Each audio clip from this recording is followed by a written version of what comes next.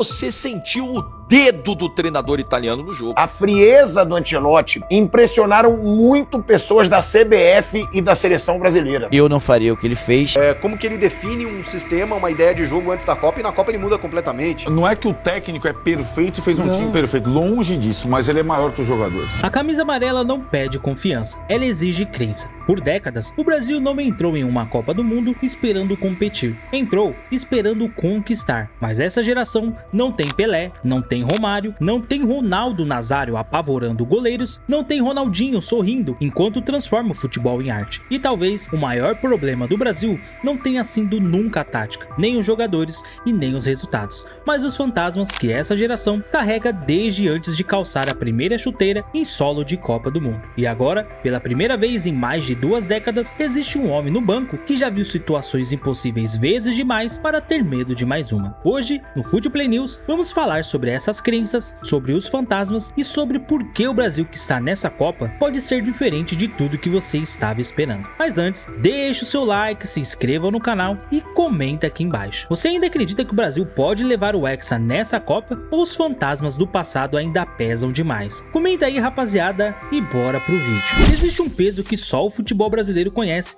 e que nenhum outro país do mundo consegue dimensionar de fora. Toda geração da seleção chega a uma Copa do Mundo não como um grupo de atletas buscando um título, mas como herdeiros de uma responsabilidade que não escolheram carregar, medidos contra memórias que não criaram, julgados por padrões que pertencem a outras eras e outros seres humanos que o futebol tratou como deuses. De Pelé a Romário, de Ronaldo a Ronaldinho e de Kaká a Neymar. Cada novo elenco foi avaliado contra as maiores lendas do esporte antes mesmo de criar as próprias. E talvez esse tenha sido o verdadeiro problema do Brasil por todos esses anos. Não a falta de talento, não a falta de sistema, também não a falta de técnico, mas os fantasmas que habitam cada convocação, cada jogo, cada crítica. A sensação permanente de que tudo que essa geração faz é insuficiente porque não é a de 70, não é a de 2002 e não é aquela coisa impossível que o futebol brasileiro produziu em determinados momentos da história e que o mundo nunca mais conseguiu esquecer. Dentro do Brasil hoje, existem quase 2 grupos completamente diferentes de torcedores, e essa Copa está revelando essa divisão com uma clareza cruel. De um lado, estão os que assistem cada jogo já com a sentença na cabeça, onde cada passe errado vira a prova de que esse time não merece a camisa amarela, onde cada vitória vem acompanhado da ressalva imediata de que o adversário era fraco e o verdadeiro teste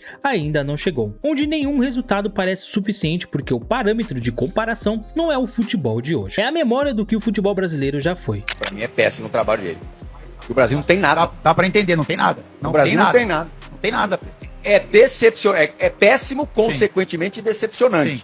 Porque o Brasil não tem nada. Eu nunca vi uma seleção brasileira, não só qualquer competição, qualquer torneio, sendo um catado do jeito que tá essa seleção. Porque assim, eu tentei na minha cabeça mentalizar assim, o péssimo, ele com mais tempo de trabalho, sabe?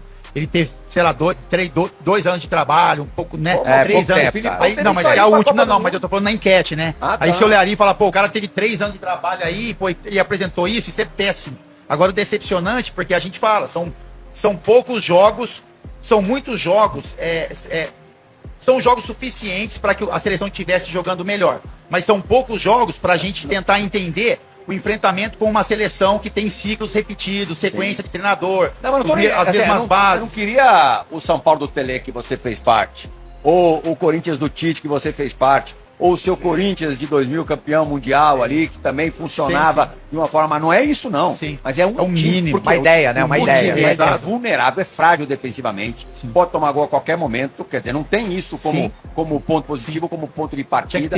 O time não tem uma triangulação, não tem uma jogada, não tem nada. E do outro lado, estão os que entendem algo que a maioria ainda resiste em aceitar. História não se repete, ela evolui. E se o Brasil vai levantar mais uma taça da Copa do Mundo, não vai ser copiando o passado, vai ser criando algo novo, uma identidade nova, uma crença nova, uma história que pertence a essa geração e não ao fantasma de ouro. E no centro dessa possibilidade está um homem cuja maior arma nunca foi tática, um sistema ou uma formação, mas algo que a maioria dos técnicos do mundo simplesmente não sabe construir. Carlo Ancelotti é provavelmente o técnico mais subestimado intelectualmente na história do futebol de alto nível, e os números que sustentam essa afirmação são impossíveis de contestar. O único treinador na história a vencer os campeonatos campeonatos nacionais das 5 grandes ligas europeias, maior vencedor da Champions League de todos os tempos, um currículo que nenhum outro profissional da área jamais alcançou com abrangência e consistência. E mesmo assim, quando o debate sobre os maiores começa, seu nome quase sempre aparece depois de Ferguson,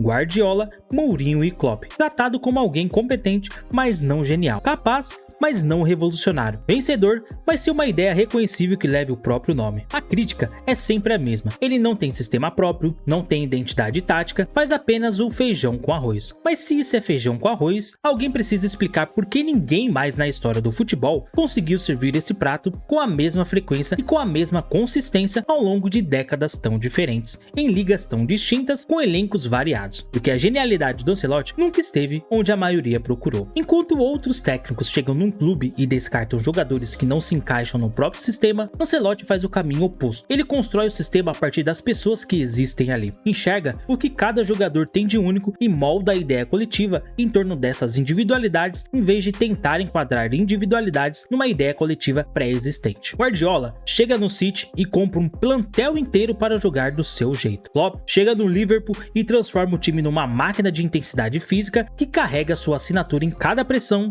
e cada transição.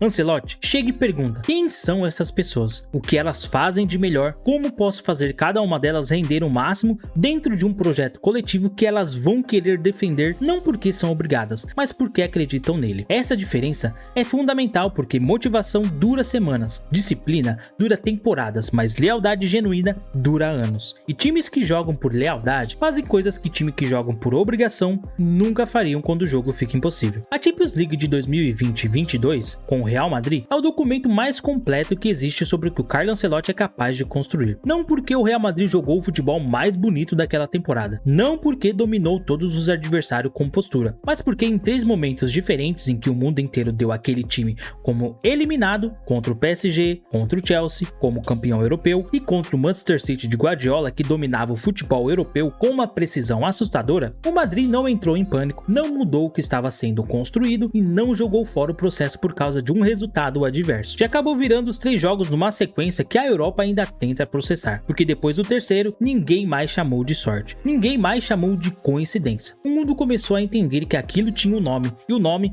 era o ambiente que aquele técnico construía muito antes da bola rolar nas partidas decisivas. Mas aí, 2 anos depois, na semifinal da Champions contra o Bayern de Munique, Ancelotti olhou para o banco, chamou o jogador que quase ninguém esperava que virasse o jogo naquele momento, e esse jogador marcou 2 vezes em minutos, mas uma final de Champions. Pois é, mais um momento em que o mundo chamou de milagre o que o Ancelotti teria chamado de caráter, porque sua maior arma tática nunca foi formação, nunca foi um sistema, nunca foi uma ideia revolucionária desenhada numa prancheta, foi sempre a crença que transmitia para cada jogador de que o futebol nunca termina antes do apito, que um único momento pode reescrever 90 minutos de pressão, que calma derrota o caos, que o time que permanece unido quando tudo vai mal é o time que ainda está jogando quando o gol decisivo acontece. E foi exatamente isso que o Brasil precisava quando contratou. Não um sistema novo, mas alguém capaz de retirar o medo de um vestiário que havia sido assombrado pelos próprios fantasmas por mais de 2 décadas. A fase de grupos dessa Copa revelou um Brasil ainda encontrando o próprio ritmo. O empate contra o Marrocos na estreia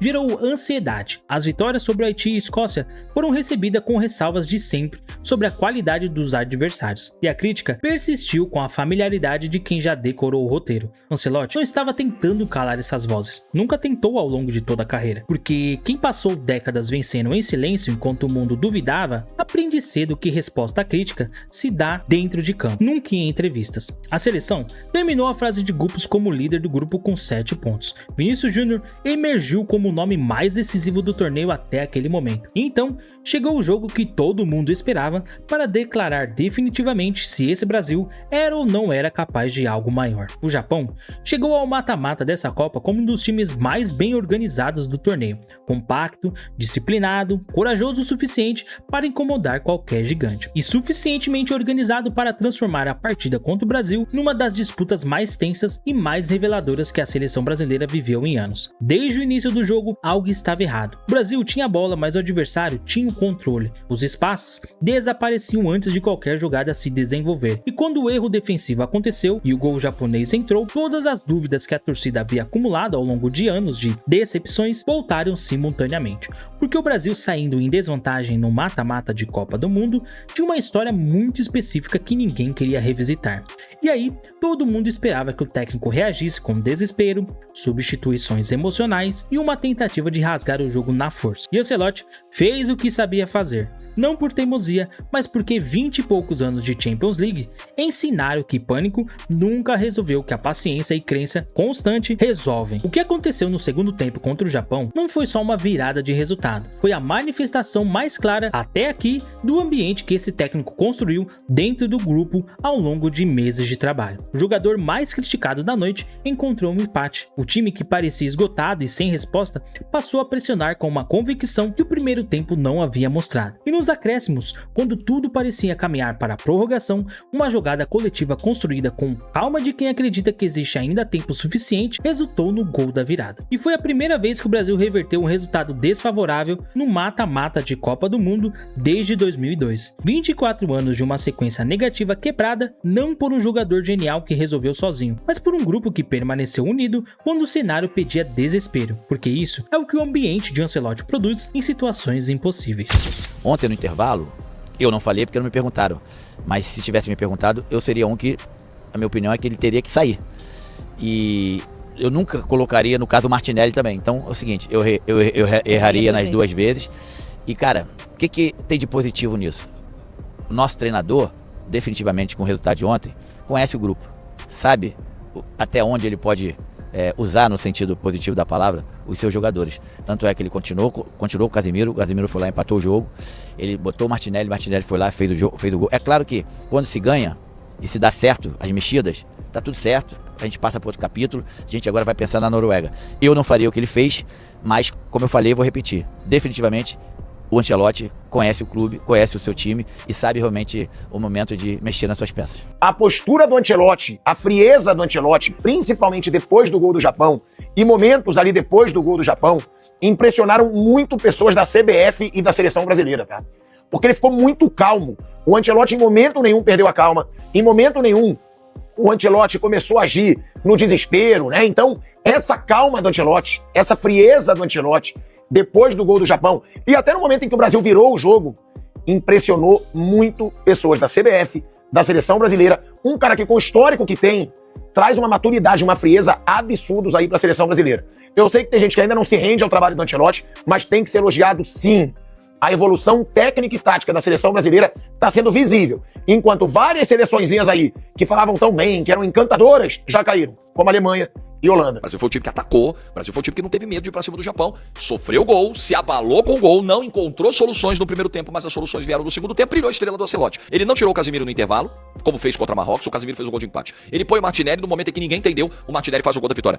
Da forma que o Martinelli entrou, saiu o Cunha, né? Ele vai lá e faz o gol da vitória. Então brilhou a estrela de um treinador vencedor, de um treinador que manja desse negócio de mata-mata. Essa vitória não apagou as fragilidades dessa seleção, e seria intelectualmente desonesto afirmar o contrário. Existem perguntas que ainda não foram respondidas, fragilidades que adversários mais qualificados vão explorar com mais eficiência do que o Japão foi capaz. Mas o que o resultado contra o Japão revelou vai muito além de qualquer análise tática ou estatísticas de desempenho. Revelou que esse Brasil, diferente dos que tentaram nos últimos 24 anos, não desmorona quando o placar é adverso. Não busca culpado quando o erro acontece. Não perde a crença no coletivo quando o jogo fica feio e difícil e nada parece funcionar. E essa característica específica não nasce de convocação, não nasce de escalação e não nasce de esquema tático. Nasce de um ambiente construído em silêncio ao longo de semanas de trabalho cotidiano por alguém que entende antes de qualquer sistema que é preciso construir pessoas. O Brasil que está nessa Copa não é o Brasil de 70, não é o Brasil de 2002, e a tentação de compará-lo com essas versões é exatamente a armadilha que o futebol brasileiro caiu repetidamente ao longo de 2 décadas. Esse